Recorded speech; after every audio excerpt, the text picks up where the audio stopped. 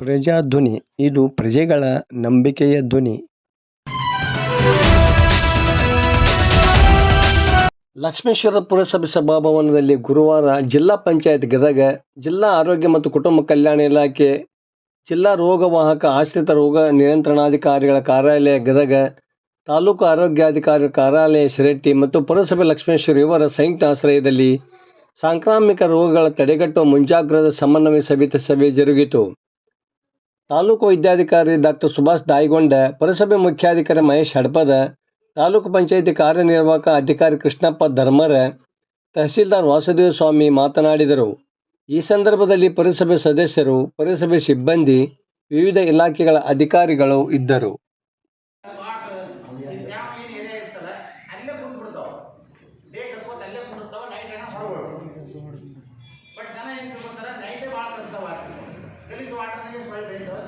ಇದ್ರ ಸ್ಪೆಷಾಲಿಟಿ ಏನಪ್ಪ ಅಂದರೆ ಡೆಂಗಿಗೆ ಸಂಬಂಧಪಟ್ಟಂಗೆ ಈ ರೋಗವಾಹಕದ ಸ್ಪೆಷಾಲಿಟಿ ಏನಂದರೆ day by day, especially clean ವಾಟರ್ನಾಗ ಸಂತಾನೋತ್ಪತ್ತಿ ಆಗುತ್ತೆ.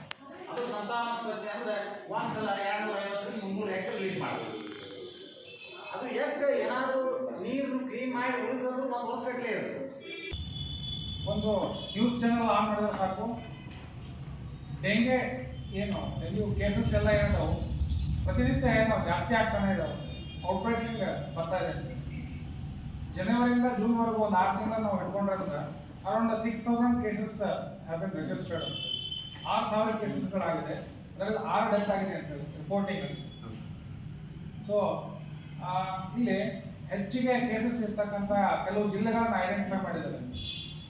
ಬೆಂಗಳೂರು, ಚಿಕ್ಕಮಗಳೂರು, ಮೈಸೂರು, ನಮ್ಮ ಪಕ್ಕದ ಹಾವೇರಿ, ಶಿವಮೊಗ್ಗ. ಸೊ ಇಲ್ಲೆಲ್ಲ ಆಲ್ರೆಡಿ ಔಟ್ಬ್ರೇಕಿಂಗ್ ಆಗಿದೆ. ಗದಗ ನಾವೇನು ಜಿಲ್ಲಾಡಳಿತದಿಂದ ಕರೆದಂಥ ಒಂದು ಸಮನ್ವಯ ಯಾವ ರೀತಿ ನಾವು ಅದನ್ನು ಡೆಂಗ್ಯೂ ಬರದಂತೆ ಏನೇನು ತಡೆಗಟ್ಟಬೇಕು ಆ ಒಂದು ದೇಶಕ್ಕೆ ಸವಿಸ್ತಾರ ವಿಷಯ ಹೇಳಿದರೆ, ಅದೇ ರೀತಿಯಾಗಿ ಹೇಳಿದರು ಸರ್ ಕೂಡ ಹೇಳಿದರು ಯಾವುದೇ ರೀತಿ ವೈಟ್ ಪ್ಲೇಟೆಡ್ ಅಂದರೆ ರಕ್ತದ ಕಣಗಳಲ್ಲಿ ಒಂದು ಕೆಂಪು ರಕ್ತ ಕಣ, ಒಂದು ಬಿಳಿ ರಕ್ತ ಕಣಗಳು. ಬಿಳಿ ರಕ್ತ ಕಣಗಳು ಎಷ್ಟು ಮನುಷ್ಯನ ಆರೋಗ್ಯದಲ್ಲಿ ಎಷ್ಟು 1.5 ಲಕ್ಷಕ್ಕಿಂತ ಜಾಸ್ತಿ ಬಿಳಿ ರಕ್ತ ಕಣಗಳು ಇರ್ತದೆ.